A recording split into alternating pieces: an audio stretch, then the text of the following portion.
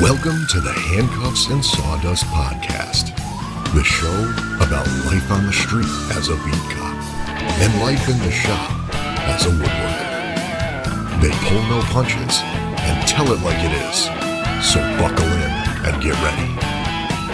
Now, here are your hosts from Marazzo Woodworking, Mike Marazzo, and from Full House Woodworking, Brandon Silvera.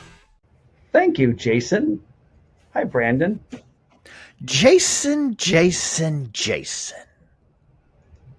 I haven't talked to him in a while, but I do like hearing his voice every week. It's very bassy. Yeah, he's got that broadcast voice. The voice you need for a woodworker, apparently. It's all the sawdust that we inhale. Right. Yeah. Welcome to episode 73. Mike Marazzo, that's Brandon Silvera. We're back. It's been only a couple weeks. I hope you've enjoyed the blast from the past episodes that you heard the last 2 weeks. It's the Randy Rodriguez episode, 73. 73? It could be the Mike Hartenstein episode, 73. He was a Bear, defensive lineman. Won a Super Bowl. Well, one of current the Giants reliever. Oh, yours is a current Giants reliever. That's the only 73 I could think of. Okay. I don't have a current Bear 73 that I'm paying attention to at the moment. You said you were going to go out in the wild this past week, and I said, let me know if you see any Caleb Williams running around out in the woods, wild bears. And you didn't respond. So I'm assuming you didn't see any wild bears on your camping trip last week. No bears. No bears were by the beach. No bears. Oh, you camped on the beach? Well, not on the beach. We were so there's the beach, and then there was a very large dune, and then there was our campground. Oh, that's cool. So close to the beach. Yeah, was nice. Not expecting overnight precipitation. So not prepared for rain? No, thankfully I had put up the little freaking rain guards on the tent. Yeah. Just to make sure to keep the heat in. That helps too. Yeah. Well, I mean to shade, right? So okay. But I was not expecting water to be falling from the sky in June. In California, yeah. In California, of all places. So that was, that was fun. Do you have one of those 6-person tents? So we have a 4-person tent and then a 3-person tent. So we had put the kids in the 4-person while Annie and I took the 3. And then after about 20 minutes, quickly realized that the 5-year-old is going to annoy the ever-loving out of the older 2. So me, Annie, Mackenzie, and the 2 dogs were in the 3-person tent while my 12-year-old and 10-year-old enjoyed a 4-person tent to themselves. Nice. They kind of like Tom Haverford in Parks and Rec. They had a generator, a PlayStation up there. They had the fondue machine. They had all that stuff in their tent. Yeah. Okay. So next time we go, we were joking that this is the trial run for tent camping because we haven't done that as a family. Annie and I have done it a couple times before we had kids, and whatever. The main thing was make sure you bring a tent, firewood, and a lot of alcohol. That was pretty much all you needed. Right.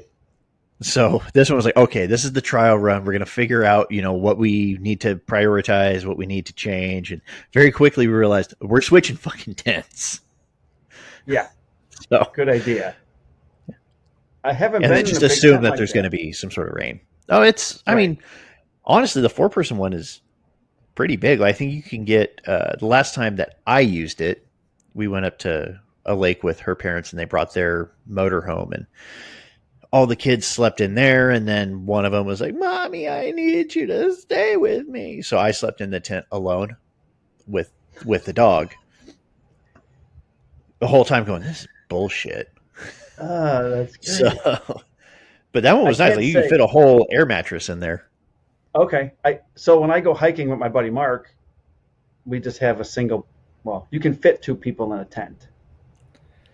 Because Kim went with us when we hiked out in Washington, and we actually hiked and stayed on the beach on the west, very west peninsula on the beach.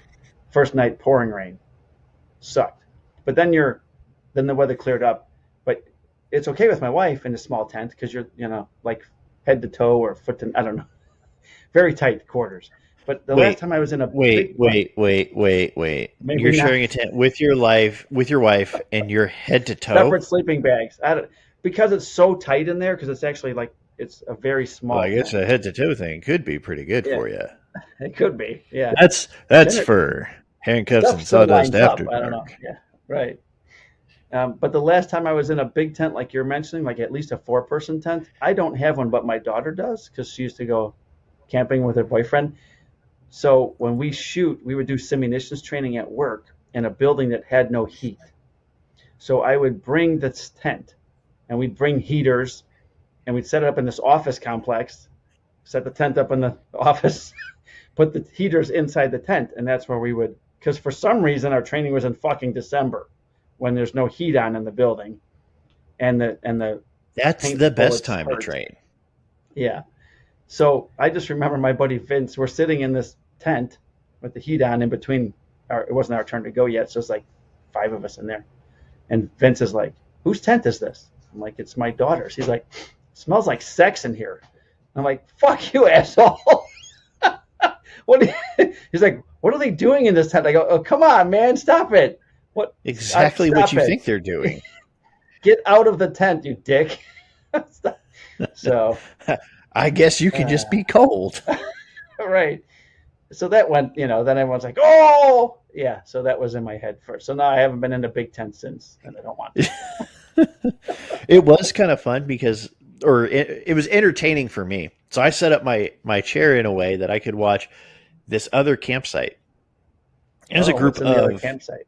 Well, it's going to sound like I'm being pervy old guy, but that's not what was going on. I was just extremely entertained. It was a group of, they looked like probably like early college young ladies that were on a camping trip together. I know. You're like, go on. So they pull up in a Lexus SUV. Okay. And they show up and they're just like kind of like jaw jacking around, have nothing in the car. And I'm just sitting there and I'm sitting there. I've got a beer. And I'm just sitting there drinking it going, are they waiting for like someone else? The rest of their group or like parents or like, all right, let's see where this goes. So they have some sort of discussion and then they all pile back into the car and they leave. And I'm like, all right, that's okay, whatever. Maybe they're going out. Just wanted to scope out the site. And they come back about 45 minutes later and all of a sudden they have some firewood, beer, there you and a tent. Bikinis. Yeah. No. And it was really cold the first day we were there. And I proceed to watch them struggle putting up to get this tent put together. And I'm just sitting there, just drinking my beer, just watching it. Like Annie and the kids are off, like they're doing their own little things and playing with the dogs. And I'm just sitting there, just watching, just enthralled, so entertained by watching them struggle. And then they all point did you get up and say you should help them? No, they were getting it. They were just struggling with it. Okay. I think that would have been the weird thing to do is you go over there and like, I can't help but notice that you suck at this. I had my binoculars. So I'm going to come save you. Like, no, right. That doesn't help anybody. Guess what? They got the tent put together and now they have this sense of accomplishment. Good job helping them out by not helping them. Push that woman agenda forward. They can do it on their own. But now they know they can pitch a tent. The second person pitching a tent on that beach. But no, it was really funny. Just like go. They never started a fire. They didn't even attempt that. Oh, yeah. I think they probably realized that I'm assuming that they had bought firewood and didn't buy like matches or a lighter or anything. Right. To actually start the fire. Yeah. But they had the firewood, damn it. But it was entertaining. So you had a good camp night. Is it just one day you went on that Monday? Yeah, so we just went we went overnight. We camped one night there and then spent the rest of the day the following day on the beach. Okay. Kind of camped out there for the day and then came back. Cool. All right. Sounds like We're doing a few of those this year where we're just like quick overnights, kind of some like within a hour and a half of where we live, just to get out of the house and to do some stuff. And yeah, we've been wanting to do that because I haven't gone hiking with my buddies in a couple of years. The last time we went to where was Jackson Hole, Wyoming. I missed last year because of the shoulder surgery, but Kim wants to go, and I'm like, when I go with my buddy Mark, he's got the topography maps, he does a compass, he's a mountain climber, he does all that shit. So I just go, where are we going? And he's like, we're going up that ridge. And I'm like, okay. This way. I don't know. I don't know how to do any of it. I know how to put my tent up, and that's about, and hide my food from bears. That's all I know how to do. You don't know how to shoot an azimuth? No, I've tried looking or watching videos. Mark's tried to tell me how to do it. I guess I never had to do it because I had Mark. So Kim's like, I want to go hiking. And I'm like, the boys don't want you with. We went, just Mark and Kim and I, to Washington once, which was great. But last year, getting ready for Wyoming, I said, hey, Kim would like to go. Mark was really quiet. There's other two guys that go, Dave and his buddy. Yeah. And I go, that's all you hear. Right, enough said. He goes, if it was just me and you, yeah, I don't care. But the other guys, I'm like, whatever, man. That's cool. We took a vote. Yeah, the other guys, it was not us. It's not we voted in favor. Yeah, right. So we haven't gone. Now we have plenty of places in Illinois and Wisconsin and stuff that we can hike and camp as well on the weekend getaways. So we want to do some of that, I think, maybe this year. Although summer's this week starting and I haven't done shit. So, whatever. I'm recovering. You're pacing yourself. You're pacing yourself. Yeah, well, bad back, then surgery, now knee issues. It's kind of hard to do anything. Yeah, let's go sleep on the ground. That's going to do wonders for you. Right. It's always good to lay It's been like a week. I'm just starting to feel better. Yeah. I think the last night Mark and I would try and do 4 or 5 days, so you're in the backcountry for 4 or 5 days. And the last one that we did really long was in Utah. And we were literally on rock sleeping for 4 nights. And that's when we decided it would be no longer than 3 nights, 4 days from then on, because the rock's really hard when you get to be really older. So now we just keep it to 4 days and 3 nights in the backcountry. And then we stay for a couple extra days wherever we're at. So I'm supposed to be going this year. It's in September. It's pretty close. So I don't know if I'm going to be able to make it or not with this back and knee issue. It's like, fuck. I wish I was a robot sometimes. Didn't have any concerns about health issues. Yeah, it would be nice. Yeah, it would be nice. So how was this past week at work? It was good. So I have a recruit, and it's kind of a unique situation based on the last recruit that I had, because he's on his own training timeline. So he's not synced up with the current academy class that's going through. Okay. So I have one from the academy class that is going to be finishing up training here within the next 3 weeks. And that would coincide, like I would finish with this one and then the other one would come back to me.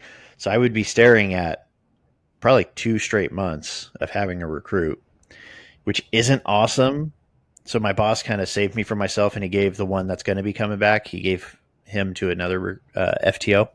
Oh, good. Which I feel bad about, because I look at it as any deficiencies in his training is my problem, and it's my responsibility to fix it, not somebody else. But I also appreciate, him not working me to death. No, that's a good So thing. anyways, I have this current recruit, and as always, when they rotate from the midnight team tells us they're all kinds of messed up. They're, this and that and the other thing. And then they get in the car with us, and we spend like 1 10-hour shift with them and go, what are you talking about? They seem fine. Like, this is normal new guy stuff. Like, they're not going to act like a 10-year vet, because guess what? They're not a 10-year vet. Hello. So right. Yeah. So I hit up my boss. She's fine. She's not even going to need an extension unless she does something really stupid in the next 2 weeks. So on Thursday, my boss hits me up. He goes, "Hey, I need to talk to you real quick."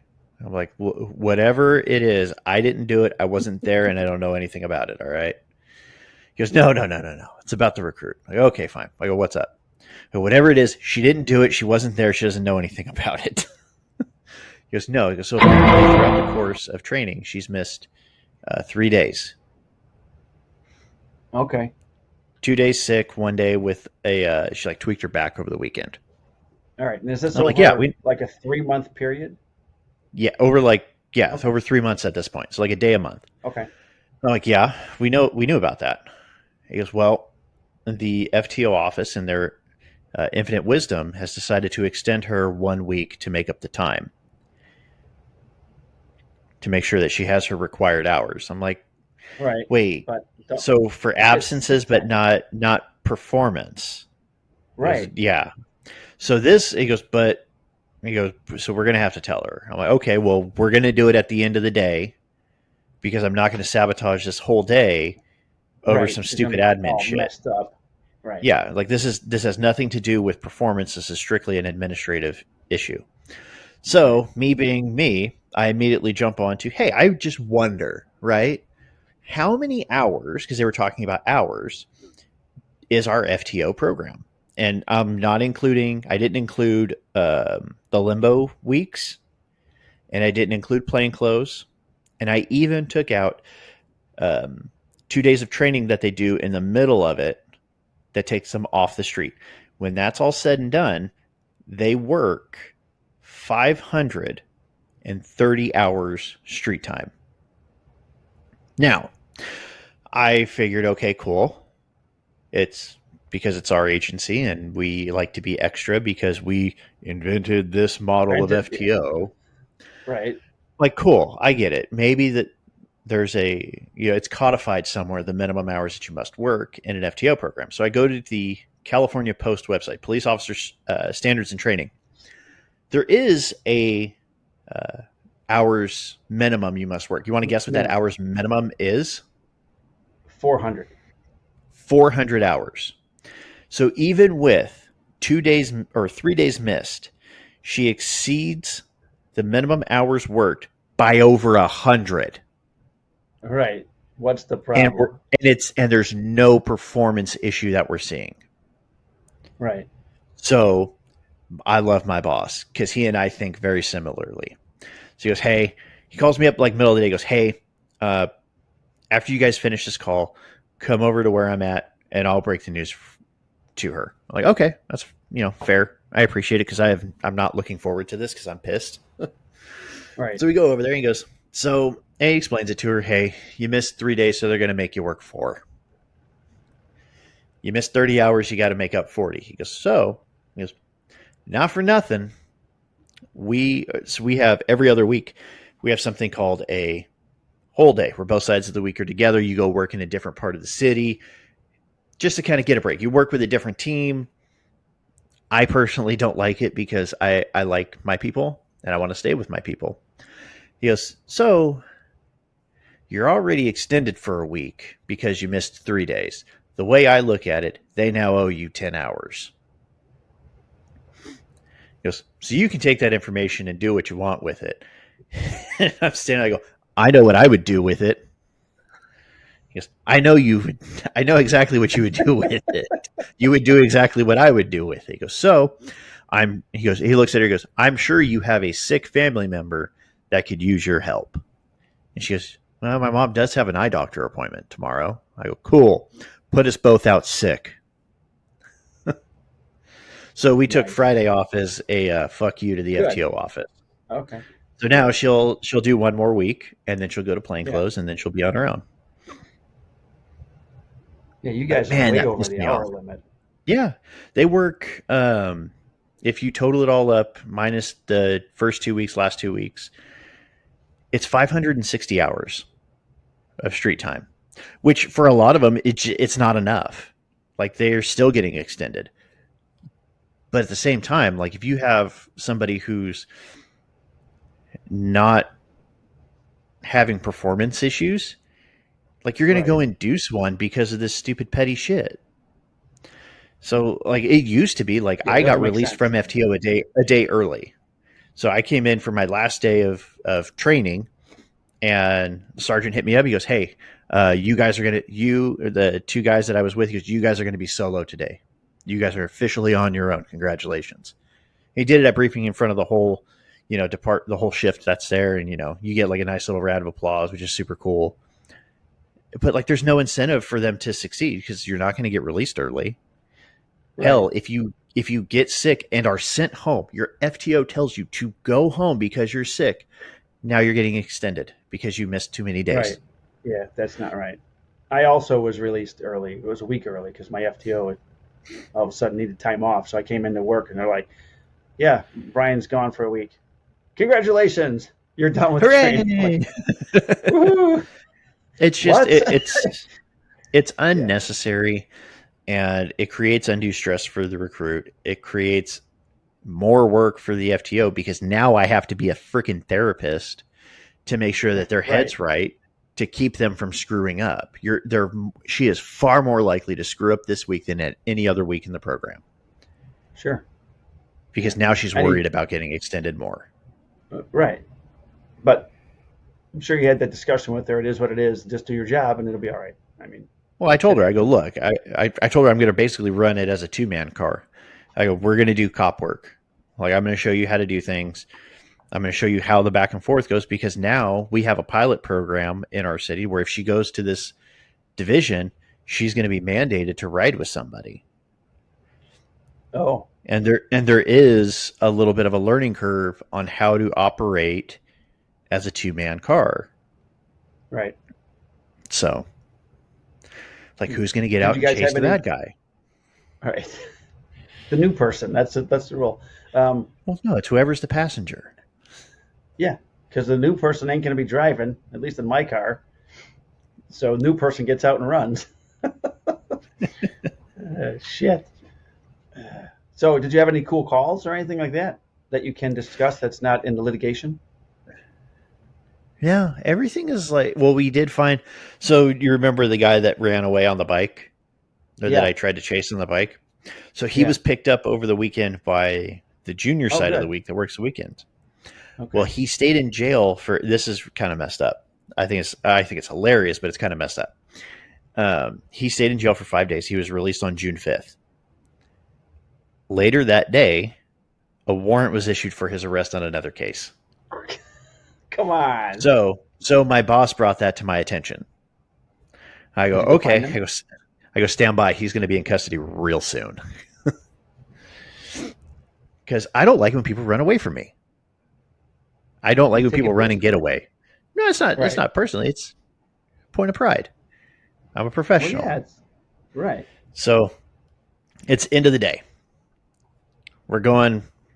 We're heading back. My buddies are heading back. And all of a sudden, I get a phone call. I go, what's up? I found him. What do you mean you found him? He's walking directly towards you guys. Come on. It's up to you guys if you want to do anything. So I get off the phone. I look at the recruiter. I go, look, you have an option here. Remember, problem-solving decision-making is a graded category. We can A, head back to the PD. It's end of day. No harm, no foul. We'll come back. We'll get him tomorrow. Or we can just go get him right fucking now.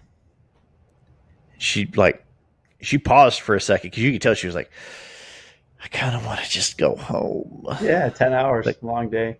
She's like, fuck it, let's get him. Oh, good for her. We're going after him. Stand by. Nice.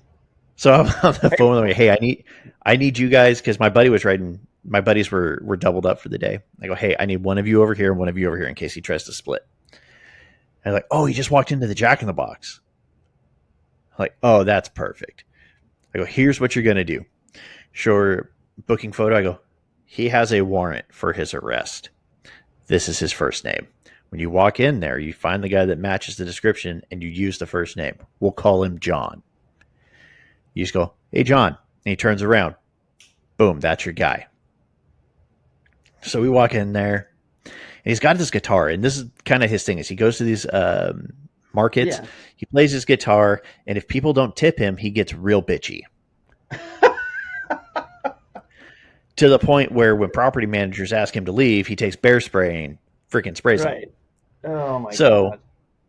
So I go, okay. I go, just understand he may have reloaded his bear spray. So you need to move with the quickness. Don't give him a chance, because if he sprays me, I'm shooting him. That stuff hurts. So we go in there, and he's got his little cup of water. She goes, hey, John. And he, boom, acknowledges. She's like, hey, put your hands behind your back. And the whole time I'm sitting there going, oh, God, he's going to throw the water on her. He's going to throw the water on her. And that's going to be a green light. That is an assault on a police officer. So she hooks him. She ends up getting him hooked up. She was starting to walk him outside before she handcuffed him. And I was like, no, handcuff him. Because the second we get out that door, he's going to try a boogie. Yeah. So she hooks him up. You can't taser someone handcuffed who's running away. That doesn't go well. Well, you're not supposed to. Through Christ, all things are possible. Okay, so jot that down. So we take him back to jail. He's like, I already went to jail for this. I go, no, dude, it's a warrant on a different case. He's like, I already went to jail on this. I'm like, okay, you're too stupid to understand this. You're just popular. You're just mad because I got away from you. I go, thank you for admitting that, because that's going to screw you on your other case. And to be fair, you were on a bike, you bitch. Yeah. I was on foot. I was running. Yeah. Good. I was moving my Chevrolet legs as fast as I could. And how long did that then extend your day? Oh, so down at jail, they were understaffed. So what is typically like maybe an hour process took 2.5. Okay. But you guys hand them off for processing, so you don't physically yourself have to process them, right? You hand them so off we basically walk them through they have to go through a medical clearance, and then they get photographed, fingerprinted, and body scanned to make sure they don't have any contraband. Yeah, it's pretty high tech now. They have found meth pipes in buttholes. Sure, of course. That's where I keep mine. It's hard to sit though. I mean, yeah, well, you got to relax. That's the hard part. Yeah, you can't be clinched. You clinch, it's all over. Yeah. So once they're done with the body scan, then they're the county's problem, and then we leave. Right. Yeah. So can you do paperwork and stuff there while you're waiting for half that shit to be done? You start your. Well, that's basically what happened. That's basically what happened. She had 2 reports. I said, go back to the car and write the longer report. So she wrote that and then came back in, and she's been doing fine. So I go, okay, I've been standing here for like 2 hours. I'm going to go sit in the car for a little bit and play on my phone. Right. You stand. Yeah. Okay, you stand by with your prisoner, because he doesn't like me. And I feel like if I remove myself from the situation, he'll probably calm down. Yeah, that works. He did. Actually. It does. Yeah, that's the way that goes. So I was looking at that was fun. I was really happy about that. You had no machete attacks near you. No machetes. I actually wrote in my notes for the show, things pop into my head, what WTF is going on? Machete attack in California. I saw that. And then we had a guy, not me, Chicago had a guy with homemade Molotov cocktails throwing them on people at a pro-Palestinian protest, the 3P. Oh, yeah, I saw that. Yeah, guy was fucking lighting Molotov cocktails and throwing them on people. Well, everyone needs a hobby. Here illegally, of course, overstayed his visa from Egypt, I think it was. What? I know, right? Aren't these people... That sounds like it's illegal and that it's not allowed. No. Did you have any problems with the No Kings protest yesterday? Or was that yesterday? Or it was Saturday. It was Saturday. You're gonna set me off on my whole people don't pay attention in their history classes. Well, no, we did. We covered. I mean, it worked. It worked. America still does not have a king, so bravo, good job. I was really worried about that for a second. But I stopped taking them seriously when I started seeing the like F ICE, F that, Viva Right, Mexico. yeah. Like, I don't understand that. I understand you're, protesting and exercising your First Amendment right, and I'm all for it, because I feel like if you don't exercise rights, they are really easy to take away. They disappear. Yeah, right. So I'm all for it. And I appreciate the people in Hollister that did it, because they basically went to the busiest intersection in town, and they just stayed on the four corners, and people were honking, and that's fine. Like, it's annoying. Right. I hate car horns, but okay, you're not hurting anybody. It's a minor inconvenience because traffic was backed up and I had to go through that intersection to take Annie's car to get the oil changed. So, yeah. I mean, minor inconvenience, annoyance, sure. But, they were cool. They were they were just standing there holding their signs. Didn't appreciate the F words because, small kids read. And as someone with small kids, I don't like having to explain what the word fuck is. So I try real hard to not use it in front of them. Sometimes I fail. But yeah, for the most part, I don't really care. Now, what's going on in LA is fucking stupid. And I could go off on hours on how I could actually articulate that the behavior in LA currently, or during the worst of the rioting, could have caused an international issue between the United States and Mexico, where it could have been perceived that Mexico was declaring war on America. And if they weren't being sponsored by the Mexican government, then that would be an act of terror, which would probably be not great for those people. But, whatever. It's fine. Watching that shit and then seeing the governor, your fine governor, and then the mayor of LA saying, there's no problem here. People are quiet and peaceful. And I just saw, a video of people throwing bricks off a bridge at police officers and smashing police cars. And I'm like... And actually hit an officer in the head with one. Yeah. And thank God he was wearing a helmet. I do kind of feel like... I recognize a lot of the tactics from 2020, and I think LA forgot. Guys, we all paid a lot of money. You guys are gonna be some big checks handed out. Right. Yeah. But but it worked. I mean, it's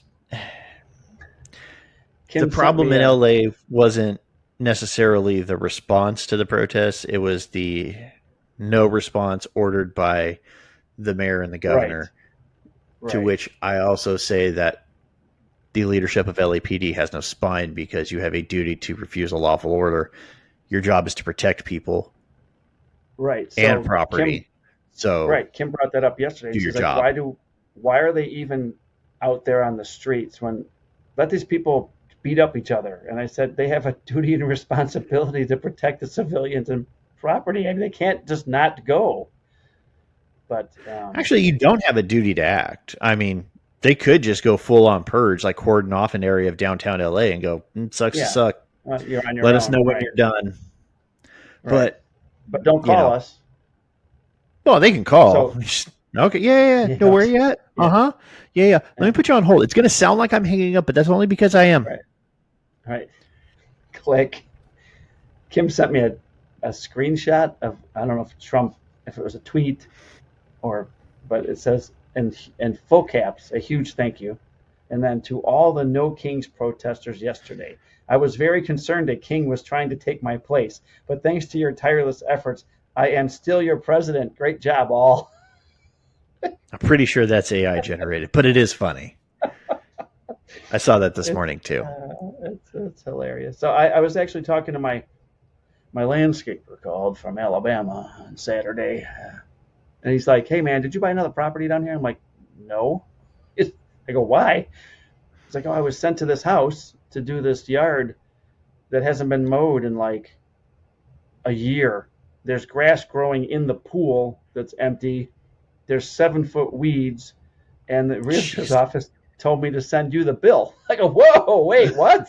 No, don't send Mike the bill. That ain't my house. He's like, I was wondering. I'm like, he's like, I know you're trying to sell the other house, and he does that grass for me. He's like, but they said send it to you, and I'm like, no, man, I didn't buy another house. So we started joking about that, and then he said, yeah, man, it's No King's Day now. In Florence is the northwest corner of Alabama, and it's a pretty red area, politically wise, and so he goes, even downtown Florence, there's this protesting going on. I'm like, they found enough Democrats to actually put on the street in Florence to protest No Kings? What is it like? Well, they're five busing people? them in.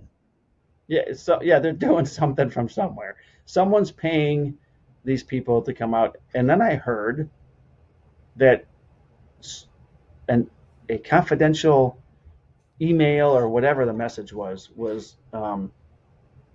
confiscated or discovered that said it was some person who's paying these people to dress in MAGA stuff and go cause trouble, of course. Well, yeah, that's not a new thing. That goes all the way back to 2020. Oh, yeah. When there were George Soros Antifa folks being paid to show up in like pro police stuff and be agitators on that side just to get a response. But I mean, we've discovered, I mean, these groups are actively putting out information of like, hey, dress like this, wear this. Right. This is how you like bring a hammer and break up these cement pylons. That's how you get the big chunks. There's pallets of bricks being dropped off just in the middle of the street. Like that's coordinated effort. Right. Yeah. And it'll never happen. They'll never uncover the person behind it because that person's going to be too plugged in and too protected. Right. For them to ever see any real justice. But what I watched on the news were multiple counts of attempted murder on a police officer. Exactly. That won't get charged. I do feel bad about the one journalist that took the foam baton round to the dome. Although it's a hilarious picture. Oh, you haven't seen it? He's got like this huge raspberry, like right here, exactly 39 millimeters wide. And then in the video that he had, because he was, documenting everything, but he was up on the overpass where they were throwing stuff down. Okay. Well, you can see the 40 round. You can see its flight path. Okay, right. And then all of a sudden, bonk.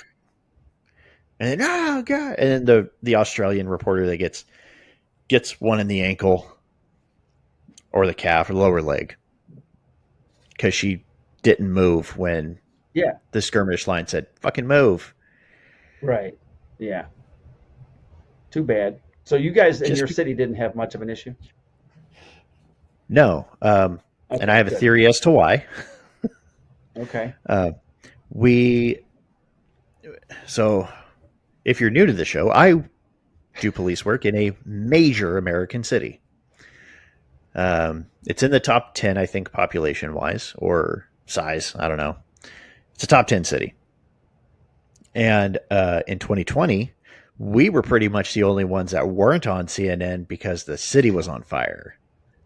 Right. Now, were there some lawsuits filed? Yes. Did the city pay out a shit ton of money? Also, yes. But you know what didn't happen this last week? No large-scale protests that got out of hand. There were protests in front of City Hall, and that's fine. They all gathered in the little like open courtyard area in front of the rotunda, and they had their signs and they had their speakers, and they were all peaceful. We're at that and point in the show where Brandon's computer decides it's had enough, and it freezes Brandon's face and words. I don't know what you're talking about. I'm still doing fine. You came back for a minute, and you're gone again. I have a stable internet connection. I don't know what you're talking about. Yeah, we're at. I don't know. So they had their signs in the courtyard. They were peaceful. They were fine. Yeah, they were peaceful. Right. They were fine. And Okay. And guess what? We didn't have any issues. And then for the No King's Day, I haven't been to work since, but from what I saw, because one of the local news stations decided to put their helicopter up over the area that the protest was happening. So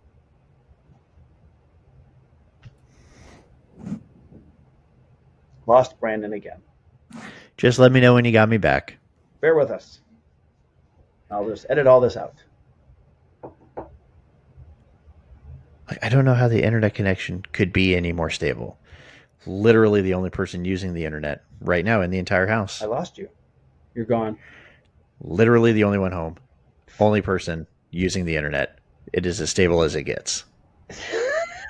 That's I don't fine. understand this. I think your computer's tired. Your computer. Well, I do have an older computer and it has a lot of stuff on it, but okay. So one of the local news stations decided to throw their helicopter up over where that protest was because, in our city, when it got a little out of hand, it did make for great TV. I'm not going to lie. Like, because I was watching it before I went into work, and that's what made me go into work 5 hours early. Yeah. But they all stayed in the park that they were gathered, like where the protest was supposed to be, and they were just like, "Yeah, no kings." Like everyone was like, "Yeah, we kind of agree. Kings are bad." Like, it's not what this country's about. Like, we see eye to eye on this issue. Like, right.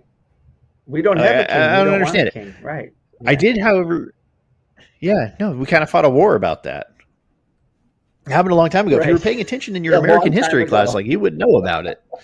Once again, it's weird. History. It's like exactly like 249 years ago. This kind of like we were like, we don't like that.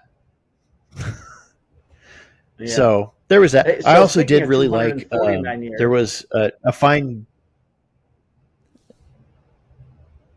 I was just gonna say, like, I did see one person that was interviewed was like, "You're on stolen land. You stole it from Mexico." Like, actually, what happened was we fought a war, and out of the kindness of our hearts, we were like, "Hey, Mexico, we're going to pay you some money for this land. You good with that?" And they were like, "Yeah, we're good with that." And then we had the whole West Coast. It was weird. It's weird. It's almost like an actual transaction took place. And if only there were books that one could read, documented to obtain this information so you don't sound like a fucking idiot on the television. Like, the internet exists, so that guy is going to look like a dumbass forever. You got to wonder why maybe the news producer's like, "Hey, this will be a good running meme for years. Get this guy on camera." It's stolen land. You stole it from Mexico. No, we kicked your ass for it, and then we gave you money for it. So, like, pump your brakes, dude. Now, if the Native Americans want to say, like, we stole some land, like that, okay, that's a legitimate beef. Like, we did some pretty fucked up shit. They might have a point. If anyone they got a valid point. They got a valid point. All right. Hey, I'm looking at we have a question of the week, which we'll get to. Oh, good. Let's. Okay, and it's a baseball question, Brandon. Oh, even all right. Hold on. All right. Here we go. Make sure your your computer doesn't break up for this. I don't touch it during this whole process. I know. Once I log in, I actually push myself away from it. Yeah. Maybe I should touch it and just reach out. No, don't touch it. Okay. I'm going to wait till I see you moving. Okay, I can see you moving. So this is from Mark Lohendorf. He's messaged us the last few weeks. So, hey, gents, I'm admittedly not much of a baseball fan, but am wondering what your opinion is on the not American. What your opinion is on the possibility that Pete Rose may be inducted into the Hall of Fame. Being old school, I believe the integrity of the game is more important than any individual accolades. I feel that betting on the sport was bad enough, but betting on his own team as player and manager was over the edge. As a side note, my nephew's oldest son has a full scholarship at IMG Academy down in Florida. His natural baseball talent and usually rated among the top of the nation is that school. I'm not familiar with the school. He's only a high school sophomore, but has already established a foundation to help low-income kids improve their ball skills. The Sushi Wilson Dream Big Foundation.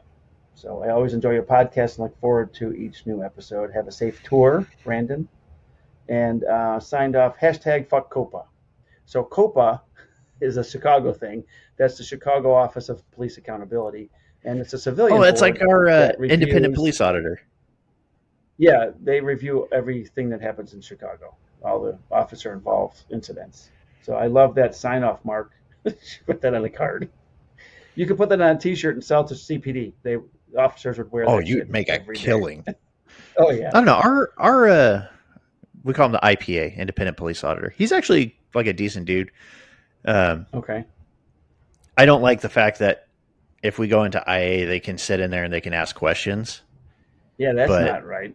I'm not a big fan of it, but they have no real power as far as like terminating you.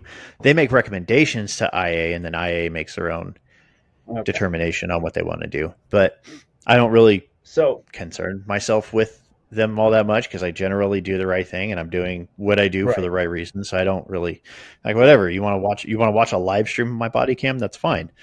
When I make the off-color joke, I realize it and I look down and I go, I talk directly to the camera. I go, I'm obviously joking, IA and IPA. Right. That's not exactly how I feel. It's how I cope with shit. So, and guess what? I've never gotten in trouble for it. Right. So Pete Rose. Yeah. I'll let you go first and then I'll go after you. Okay. So single greatest hitter to ever play baseball. No evidence of him betting on baseball as a player, correct? Correct. That's so he would. So the main thing that he would want to be inducted for would be his accomplishments on the field as a player. Player only. Okay. Player only. By all accounts, was a pretty shitty manager. I don't think I was alive when he managed the Reds. I watched him. So yeah. So I mean, based on his accomplishments as a player, he should 100% be in the Baseball Hall of Fame. Now, if you want to argue that there should be some sort of asterisk saying like, hey, it was later determined that he had gambled on baseball as a manager, right? This kind of goes back to the whole thing with my recruit being extended, not because of performance, but because of some administrative shit. They're keeping Pete Rose out, which, by the way, it was a lifetime ban, correct? Right, which was just lifted. Well, a lifetime ban would expire the second his lifetime ends. Right. Yeah, so you've punished the man enough. And here's my thing with the Hall of Fame. The Major League Baseball Hall of Fame is not a Hall of Fame. It's a hall of people that the Baseball Writers Association of America likes. Right. You don't have some of the best players to ever play the game in there. You don't have Shoeless Joe Jackson. You don't have Barry Bonds. You don't have Roger Clemens. You don't have Curt Schilling. There is no denying that these guys are Hall of Famers.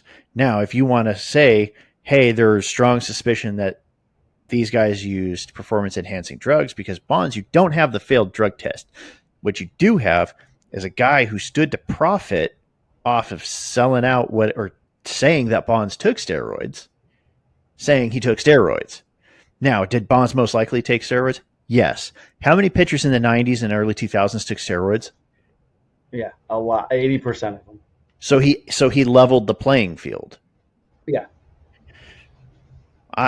Go ahead, put a little note on there. Hey, it's strongly suspected that this player used performance-enhancing drugs. However, there was no field drug test at the time because Major League Baseball didn't test for it because Bud Selig is a cunt. Well, also because we used to allow players to use speed before games, take speed in the 60s and 70s before a game, which was a performance. How come we don't talk about that? There were dudes taking methamphetamine prior to games, but we're cool with that. That's fine. Right. So I agree. Mickey Mantle fucked everything that moved. Where's the morality clause there? When he came to my house, the goldfish stopped swimming. So I met Pete Rose. I think I told you at a signing in a mall in Vegas. I think it was at Caesars. And I just happened to be wearing my Sox hat, and his kid was in the White Sox organization, Pete Rose Jr. So I got my picture taken with Pete Rose, got his autograph on him holding up his helmet when he got his 4,000th career hit. I love Pete Rose as a player. He didn't bet on baseball when he was a player. Nothing that they proved. I would love Pete Rose to be in the Hall of Fame as a player. The fact that he bet on games as a manager, that's completely different. He was no longer playing the game, and he couldn't. It shouldn't tarnish his playing career. Yeah, it should tarnish his managing career, but that shouldn't keep him out, in my opinion. So I appreciate the question, Mark. Good question. Yeah, it's a good question. Not all your questions that you send to handcuffs&sawdustpodcast@gmail.com have to be law enforcement related. If you listen to the show and you know what we like to do and like to speak and like to watch, send a question in about that. Right? Sure. You can even ask us what our favorite color is. Mine's navy blue. That's oddly specific. It's not because I wore navy blue for 25 years as a police officer. Well, no, my favorite color is just blue. Okay. Not Dodger blue, but just blue. Which I think is funny because I'm such a huge Giants fan, but like my favorite color is blue. Right. The most hated rival of the Giants. Yeah. Which I shut that game off. I told you last night when we were texting, I was going to watch Shohei and Freeman bat and then shut the game off. And I did. And they scored. And then I shut the game off. So I have no idea how it ended. Was it close? Which one was that? The Sunday night game? No. Yeah, Sunday night. Oh, the Sunday night game. Look. Let me. I didn't look. 5-3. 5-3. 5-3 or 5-4. I can't remember. It was close. It was way closer than it should have been because part of the Rafael Devers move, they traded away their starting pitcher for last night. So it was instantly a bullpen game. Jelly Roll got the pitch, right? Yeah, and he did phenomenal for, finding out 20 minutes before the game, hey, dude, you're going to go start. Go get loose. Right, yeah. Or what they say now is an opener. Well, he came up through the minor. He went into the fourth, 3 2/3. Okay, that's good. So, I mean, I'll take it. But no, I was telling you yesterday, we actually, my first Father's Day when we lived up in San Jose, we used to live up there where the Giants low A team is. And we went to a Giants game. And in that game, Sean Jelly was the starting pitcher. Joey Bart was the starting catcher. And Elliot Ramos was the starting center fielder. And they all ended up high-fiving my oldest two kids. And then Joey Bart tossed my son a ball. So as far as I'm concerned, Joey Bart can do no wrong.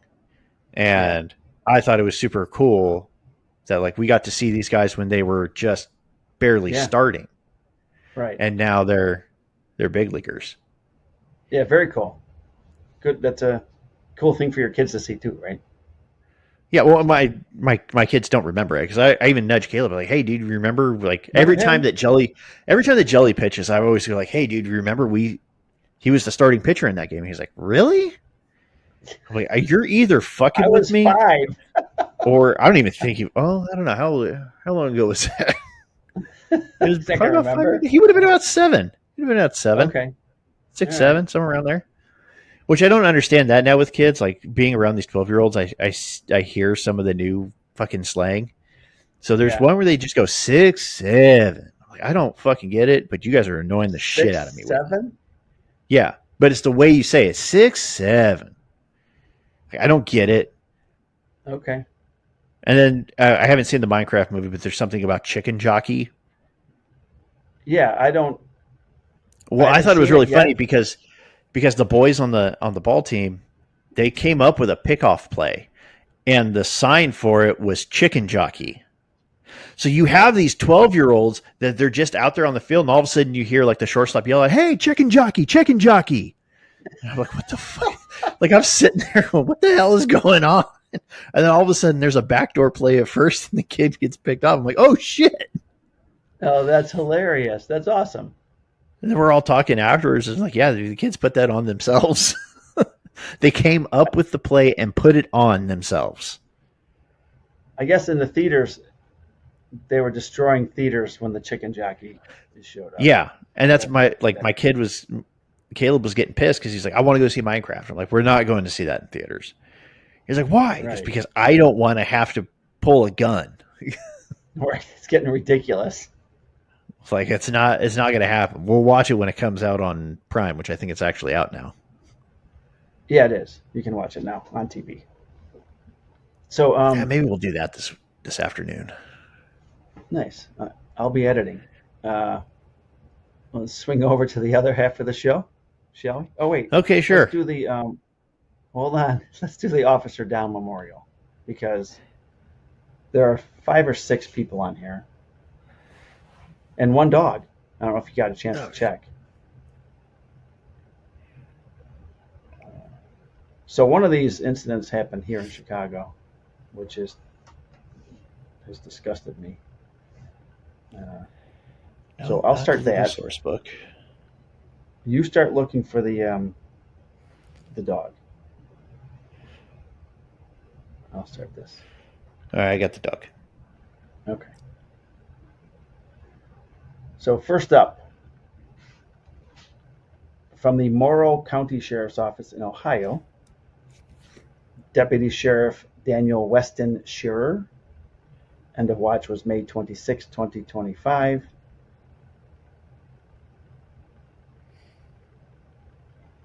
His cause of death was gunfire. Deputy Sheriff Weston Shearer was shot and killed while responding to a report of a shooting and domestic dispute just outside of Columbus at approximately 7:40 p.m. When Deputy Shearer arrived at the residence, he found the subject seated on the porch. As he approached the subject and attempted to de-escalate the situation, the man threatened Deputy Shearer with a gun if he came any further. Deputy Shearer stayed behind and continued to speak with the subject until he moved to the steps and fired at Deputy Shearer, who was struck while returning gunfire.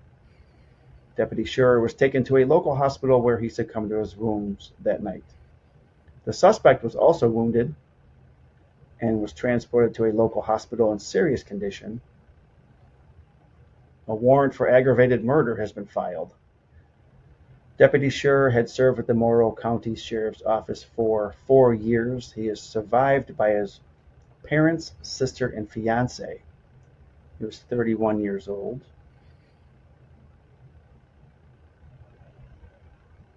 From the Baldwin Park Police Department in California, Police Officer Samuel Riveros. End of watch was Saturday, May 31st, 2025.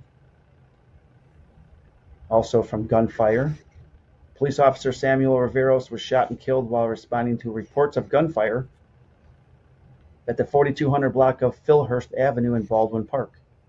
At 7:12 p.m., when 2 officers arrived at the scene, they found 1 man unresponsive with a gunshot wound before they were met with gunfire. During the shootout, 1 of the officers was injured after bullets hit his patrol vehicle. Officer Riveros also responded to the shooting call to assist the officers. He ran into the hail of bullets, preventing the shooter from targeting the officers and the other community members in the neighborhood. Officer Riveros was transported to the Los Angeles County USC Medical Center, where he was pronounced deceased. Investigators recovered a rifle and 60 spent shell casings at the scene. The man found unresponsive was shot and killed over a parking dispute. The suspect was struck with non-life-threatening wounds. He was charged with 2 counts of murder with special circumstances, 2 counts of attempted murder, and a charge of possessing an assault weapon. Officer Riveros had served with the Baldwin Park Police Department for 9 years. He is survived by his wife and children and was 35 years old. From the Bloomfield Police Department in New Mexico, Police Officer Timothy Ontiveros, whose end of watch was Sunday, June 1st, 2025, from gunfire.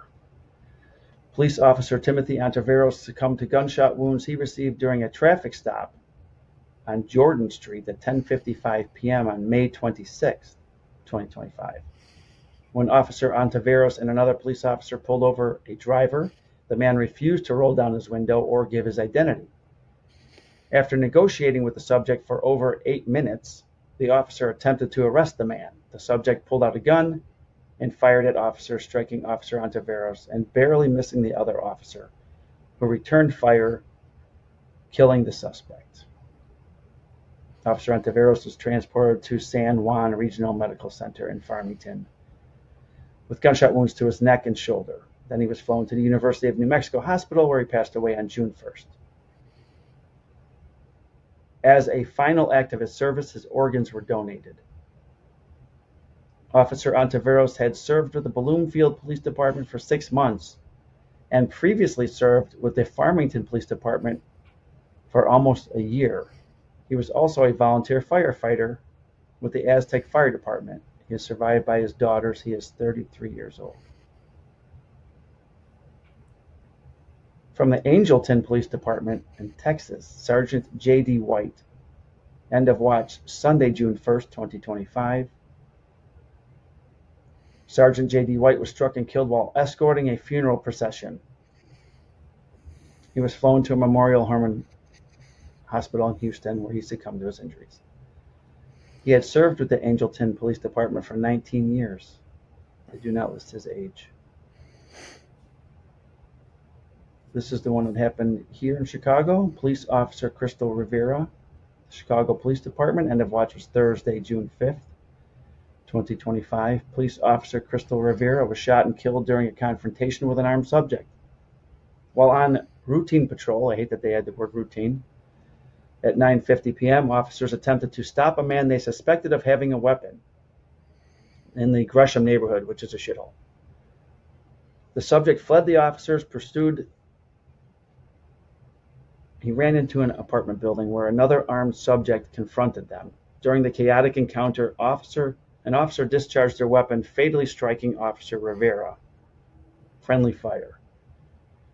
They placed Officer Rivera into a patrol vehicle, but while en route to the hospital, the car experienced a mechanical malfunction and caught fire. They got her into another vehicle, and she succumbed to her wounds at the hospital. The two suspects fled the scene but were apprehended shortly thereafter. One of the men, a convicted felon, wanted for 6 outstanding warrants, was charged with armed violence, illegal possession of a firearm, possession of a controlled substance, and possession of a fraudulent identification card. Officer Rivera had served with the Chicago Police Department for 4 years. She is survived by her daughter. She was 36 years old. And from the Apache Junction Police Department in Arizona, Police Officer Gabriel Facio, whose end of watch was Sunday, June 8th, 2025. Police Officer Gabriel Facio died 6 days after being shot in the face by a driver who had been pulled over for brandishing a gun in a road rage incident in the area near Ironwood Drive and Elliott Road. On the morning of Monday, June 2nd, Officer Facio and additional officers responded to a road rage incident involving a driver who had allegedly threatened others with a gun. After being pulled over, the driver was initially cooperative. However, when asked to step out of the vehicle, he became aggressive, retrieved a handgun from the glove compartment, and exited the vehicle. Officers ordered him to stop and attempted to subdue him with non-lethal weapons. But the subject fired at the officer, striking Officer Facio in the face. Officers returned fire, wounding the subject. Officer Facio was rushed to the hospital, where he remained in critical condition for 6 days before succumbing to his wounds, just after 1 p.m. on June 8th.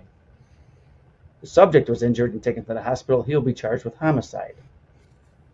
Officer Facio had served with the Apache Junction Police Department for nearly 4 years and had previously served as an officer in Phoenix and other agencies in the area. He is survived by his wife, daughter, son, parents, and a grandchild. He was 46 years old. That concludes the human portion of Officers Down.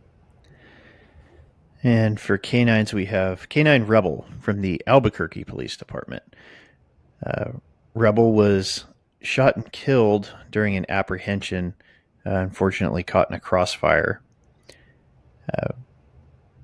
Rebel is also credited, this is kind of a badass dog, credited with over 900 canine deployments. And his end of watch was May 29th. Rebel was 8 years old. 900 deployments. That is amazing. That's a good boy. That is a good boy.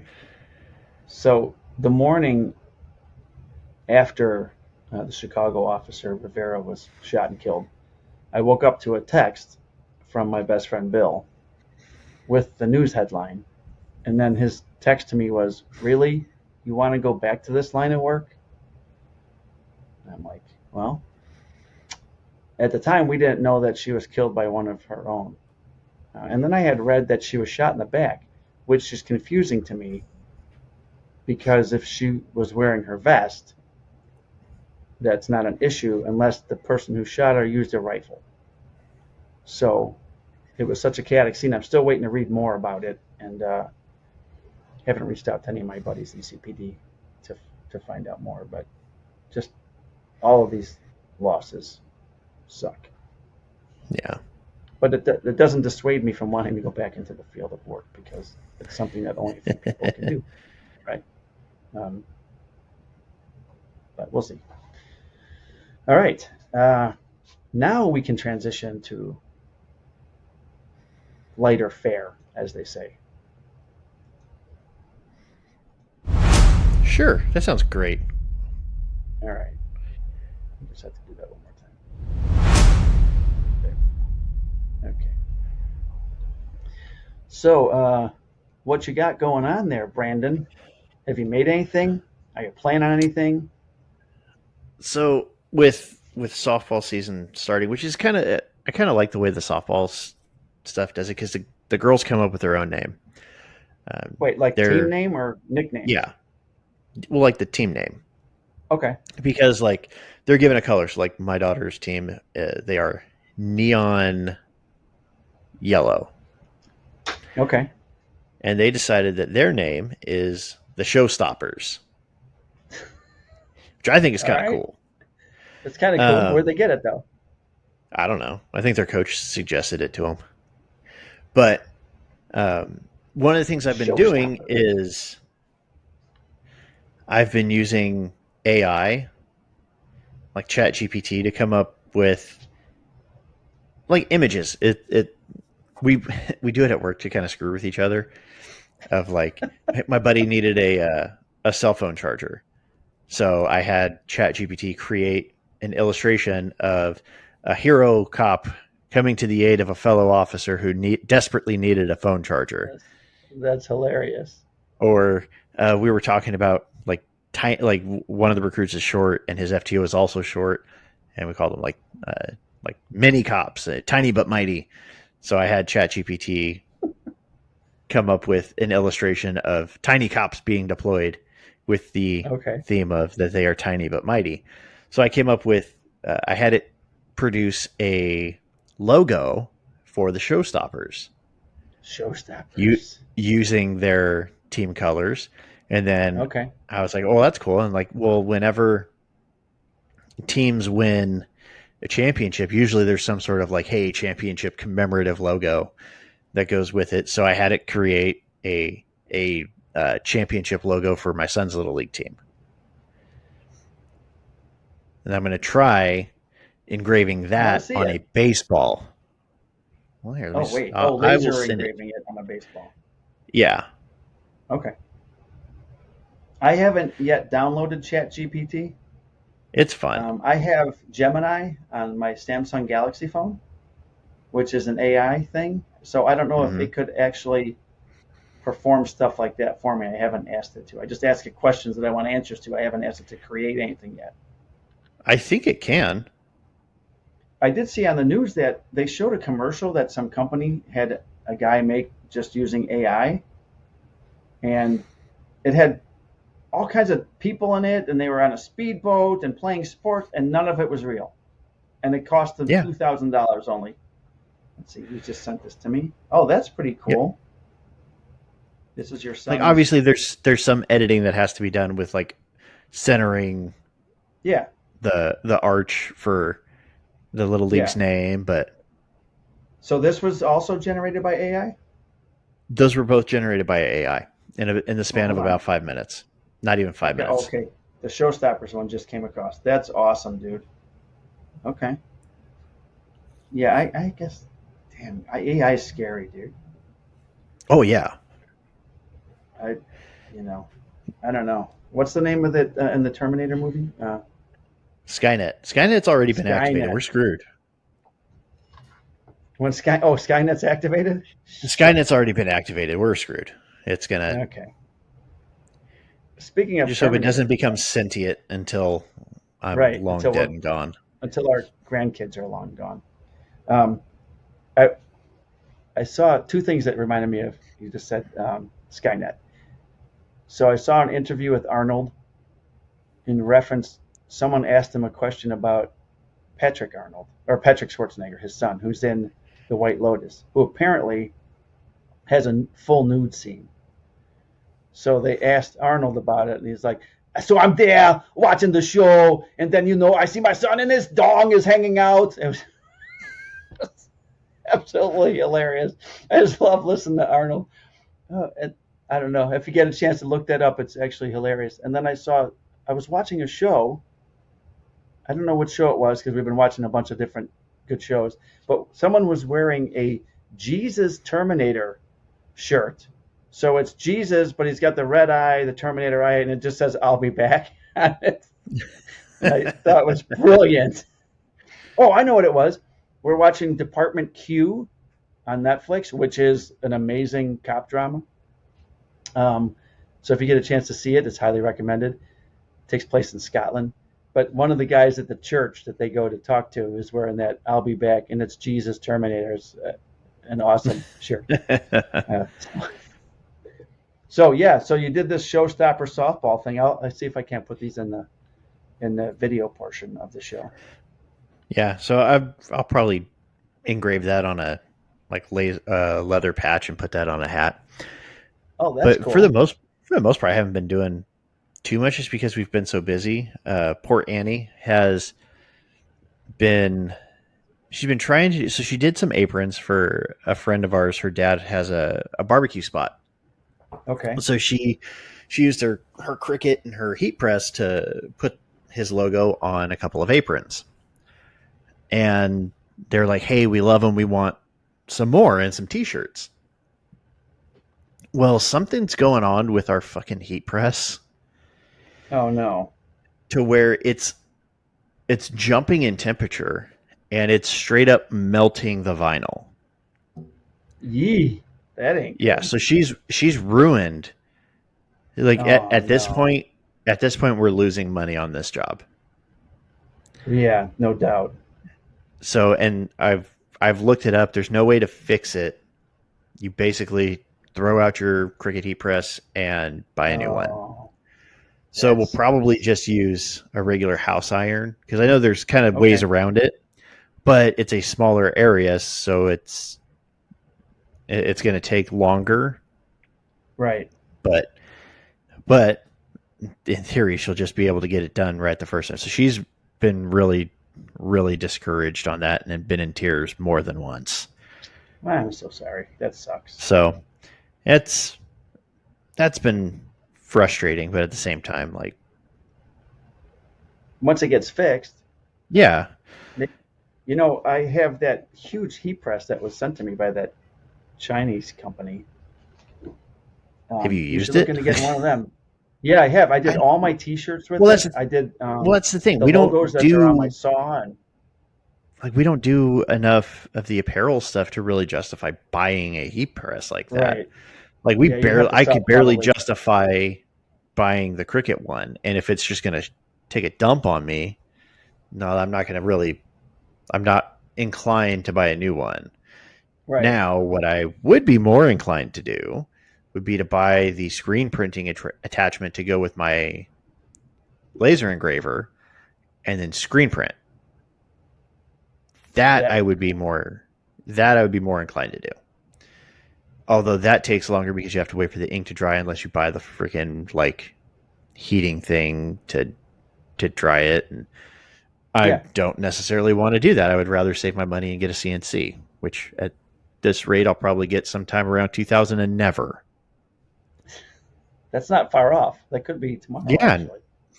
Well, there's always something, whether it's stuff with the kids or a car needs tires or there's a repair that needs to be made, or there's something that comes up with the house. There's always freaking something.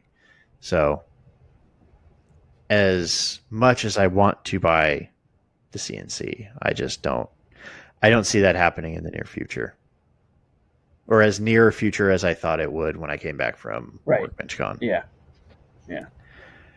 Well, I thought you were going to save up all your overtime from all your trainees to get that. Yeah. Remember we talked about all that extra time you had? Yep. Something else must have popped up, huh? Yep.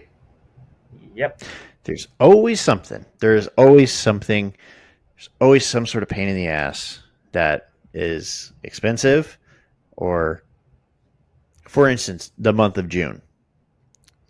In June alone, in the span of like a calendar week usually, we have our anniversary, Father's Day, and Annie's birthday. And that like wipes stuff out. And then we have trips that we take, and then there's dance recital crap. There's pitching lessons. There's I'm just waiting. Like one of the dogs is going to need to go to the fucking vet, I guess. Like at some point. Like I'm just waiting for that one. With like a 13-cent 9mm round. Probably take care of that. Yeah. In this economy, 13 cents. Yeah, right. Maybe back in the day it was 13 cents. So you haven't made anything. Shop time's quiet. Not recently. I haven't had time. When I have recruits, it's you go through periods of dry time where I get home, I just want to recuperate for the next week. Because I mean, you know it. You're thinking for two people, right? Because I have to think about not just the investigation that's going on. I have to think about how I can train this person while simultaneously staying in line with what's actually going on. So that way, if something happens and they fail out or something, I can continue it. So whenever I have a recruit, like it really takes away from that, which is a bummer because I need that to help keep me from being a total asshole. Yeah. It's a vicious cycle. Like I do want to try and do something today. Like I think I might try to do the hat thing today. That's cool. But I don't know. We'll see. We'll see how the rest of the day goes. How the dogs want to be when I let them out of their crates. I feel bad.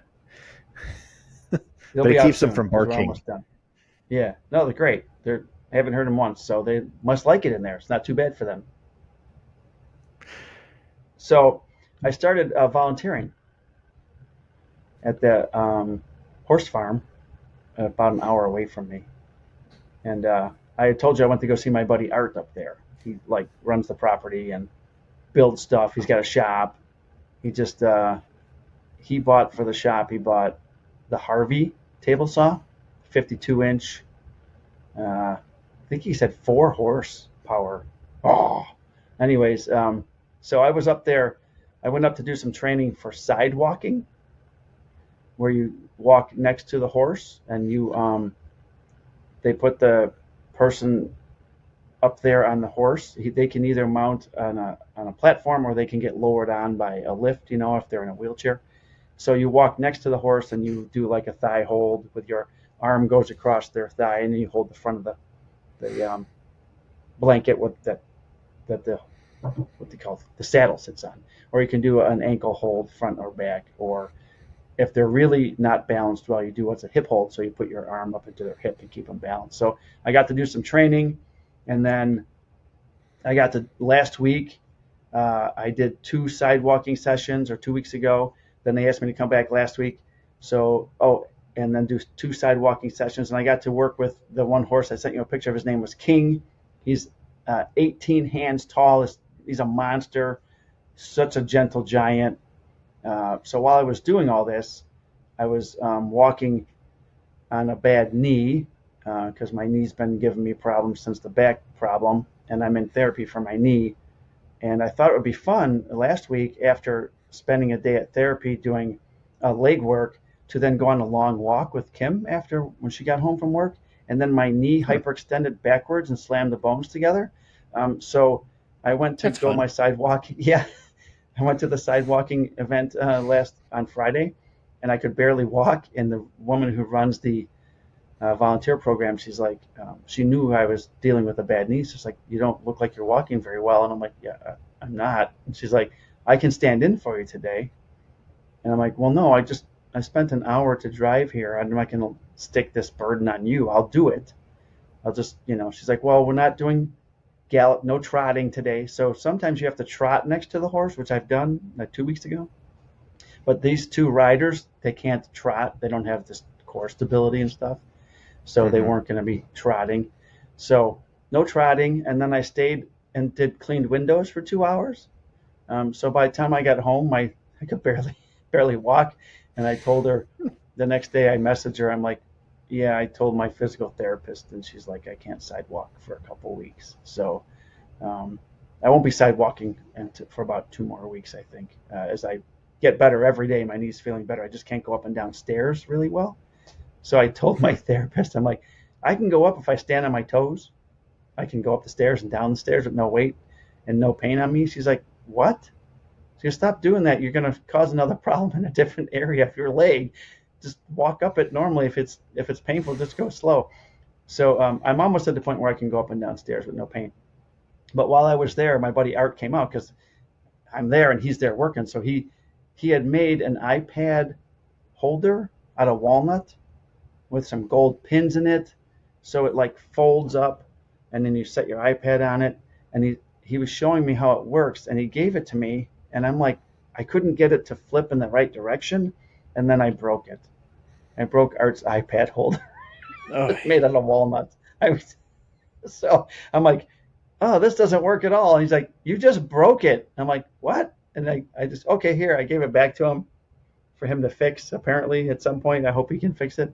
That's the closest I've been to woodworking, is breaking Art stuff in the last few weeks. But John Erickson's coming down next week, or he's going to be here for the 4th of July week. He's actually coming down, I think, on the 27th, or coming up, I should say, because he's down there. Is he going to be on the show?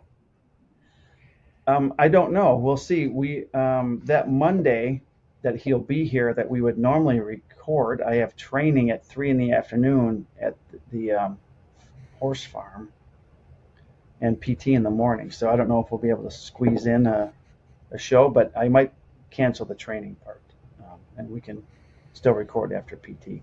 But I'm trying to find something for us to do.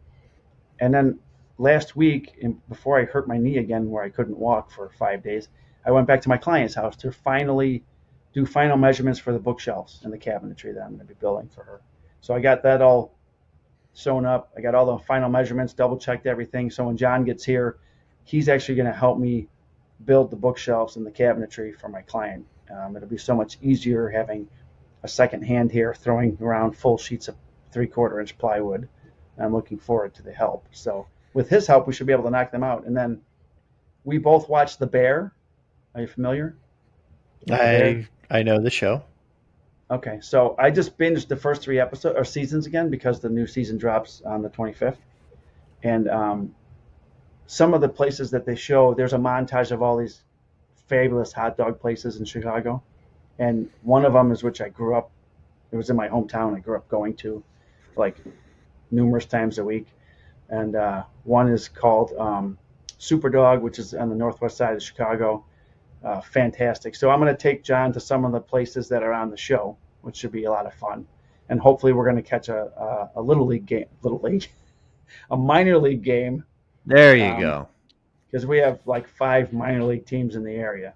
So I don't want to bring him to a Sox game or a Cubs game because expensive to go to a Cubs game, dangerous to go to a Sox game. So not a fan of the South Side where the Sox play, although I do love the park.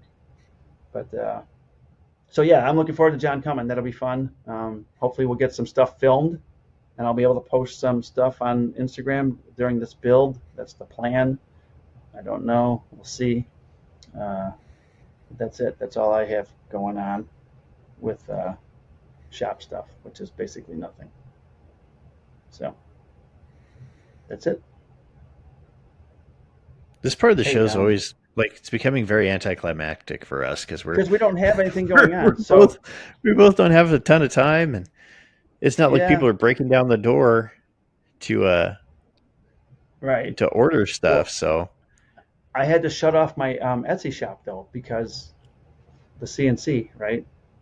So oh yeah, I know it's costing me a few dollars, and I have that one customer who wants me to do 4 more country flags for the business in Georgia that ordered the 15 from me.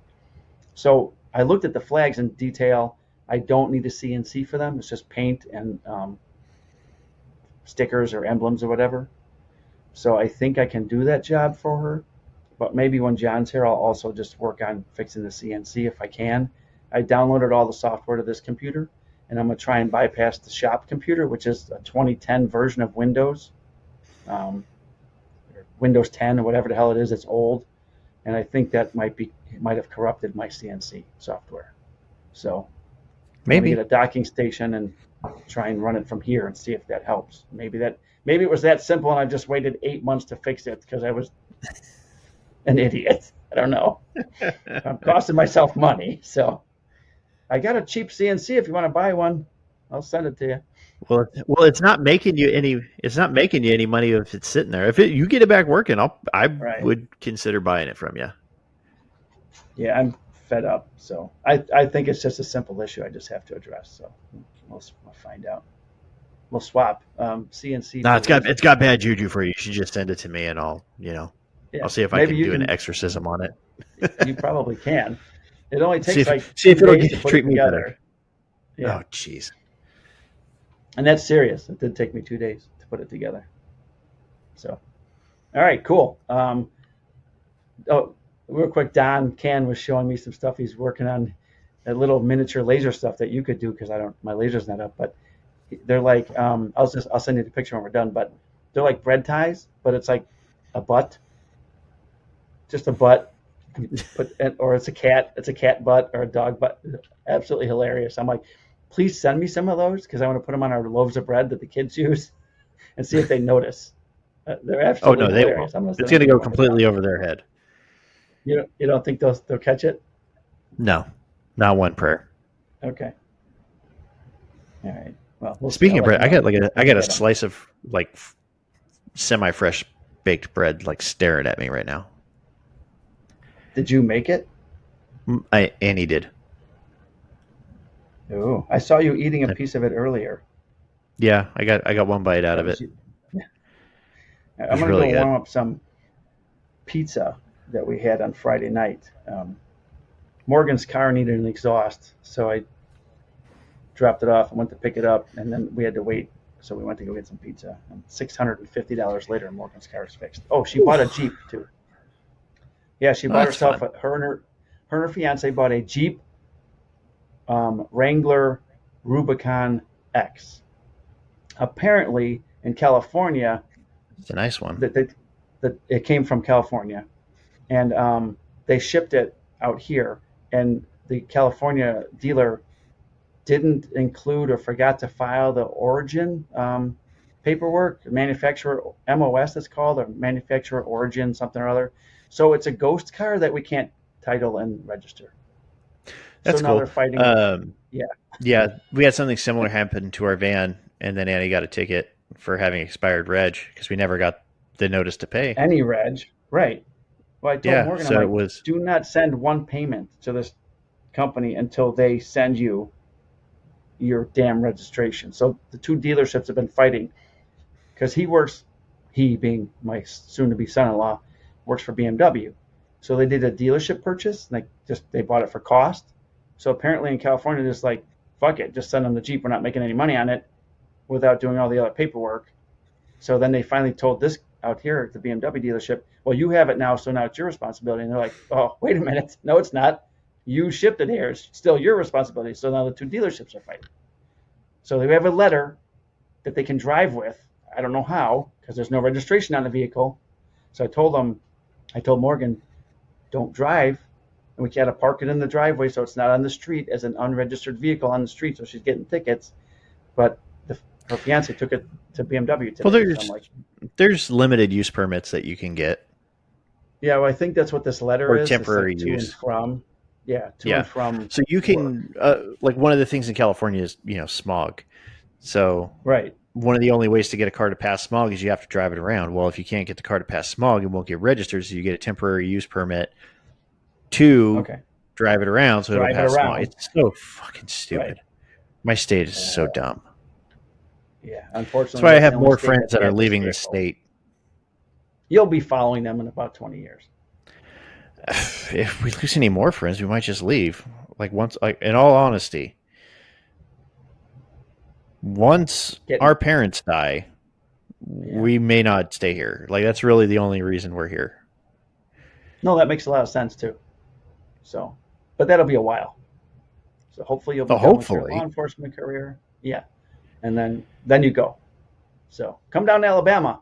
We'll be glad to have you. I've looked there. I've looked in Tennessee. I've looked in Amarillo, Texas. Also found out disabled vets in Texas don't pay property tax, and that's pretty freaking nice. Wow. Yeah, that is really nice and well-deserved. Thank you, tinnitus. Even if your disability is tinnitus, which I have. Hey, I can't. It started acting up yesterday, and I know how brutal it is. Yeah. I know it sounds stupid to most people who have never experienced it, just like a ringing in your ears, but sometimes it gets so high pitched and so relentless that you just want to put your head through a wall. And that was happening to me yesterday. I was just this sucks. And there's nothing you can do to make it better. A sewing needle or one of those knitting needles and just jam it in your ear. That usually works. I'm pretty sure it would still just ring. All right. I'm pretty sure you're right. I don't know what would fix it. It's funny because I've had it. I've been out of the military for over 10 years now. Wow. And I never knew. I never put two and two together as far as what it was. It's my ears ring, and I couldn't remember has it always been like this? Yeah. But no, it's dude, it's fucking it sucks. It's kind of nice now. I feel bad because I tell Annie, I'm she'll ask me, you all right? Tinnitus is acting up. But whereas before, I never knew what it was, so I never complained about it. I just figured that's life. Right. And unfortunately, it is now for the rest of your life. So. Yeah. Well, thank you for listening to episode 7. And the big money. Episode 73. It's not big money. Thank you to our sponsors at Surf Prep Sanding at www.surfprepsanding.com. # Team Surf Prep, as Brandon is showing off on his YouTube, right below his Full House Woodworking banner. So thank you to Full House Woodworking for sponsoring the show, Surf Prep for sponsoring the show, and Marazzo Woodworking for sponsoring the show. I got Baby Yoda and Captain's Shield right here behind me. Episode 73 brought to you by those fine sponsors. If you want to send a question, Brandon, where shall they send that? Well, you should send it in an email, an electronic mail, or voice memo in an electronic mail to handcuffs&sawdustpodcast at gmail.com. You can also reach out to Mike on Instagram at Marazzo Woodworking or to myself at Full House Woodworking. You could also reach out to the show at Handcuffs and Sawdust Podcast on Instagram. I don't know why you would. Nobody really checks it. I do post video highlights and stuff from the show. And eventually, but are we really checking the DMs though? I do, but it's once a week. Yeah. So, see, it's better to send it to one of us. And when you said electronic mail, an email, that reminded me of Thor when he's talking to Doctor Strange. He's like, "Did you try sending an electronic letter, an email?" I was like, "No, why would I don't have a computer." So, but I'm glad you enjoyed that. You can send that stuff. Yeah, thank you for. I did enjoy that. I enjoyed. You could also try carrier pigeon, but I don't know how it would find us. None are trained to come to my house, so I don't know. Yeah, I don't. But I mean, you could try it. You can see what happens. Right, you can try it. Your friend might end up with a pigeon. So, have a great day, Brandon. Get on that bread. I'm going to also reheat up part of a ribeye steak that's in the fridge. Oh, stop talking, man. I'm starving. Ain't nothing for me to make. So I'm going to go make 3 small pieces of thin crust pizza, and that'll be it for me. Damn it. It's not even good pizza. Who likes the thin crust?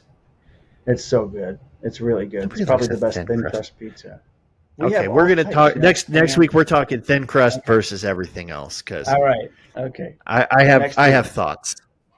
All right, and when you actually come out here one day, we'll get you all those types of pizza so you can judge for yourself personally. I've honestly never had deep dish.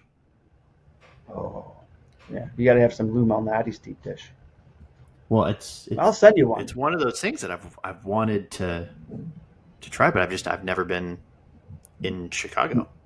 Yeah, eventually we'll get you out here one day. It's only been 4 years. I don't want to get shot though. We won't go into the city.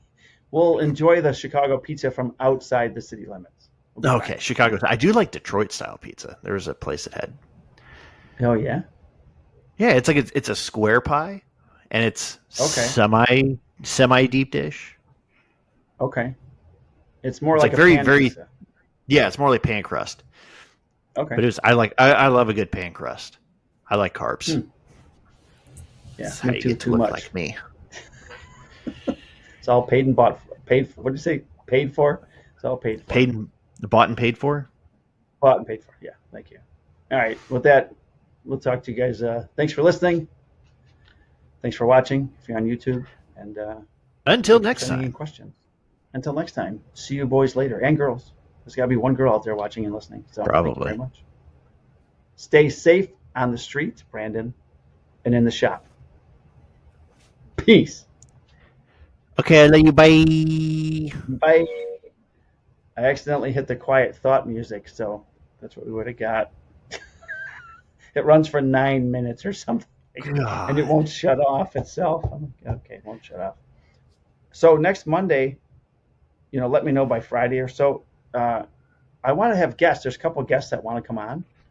So if they can do it on a Monday, I'll find out. And we'll see. But all I have is my follow-up with my knee doctor next Monday morning from 9:30 to 10:30. Hopefully, it usually goes longer than that. So we got pitching lessons at 8. That's 8 to 9. 8 in the morning your time? Oh. Okay. Yeah, so that's 8 to 9 my time, and then I should be available the rest of the day. Okay, cool. I'll see if I can get like Steve Mosley or someone because he's been waiting to get on. So is Alex Duffy. We could get the Duff Man on. Alex. Yeah, we'll see if either one of those two are available for next Monday. Danny Van Meter, he wants to come on. Okay. The girls from the Blue Wives Matter, they want to come on. So we got people that want to come on the show. Well, we need to get them on.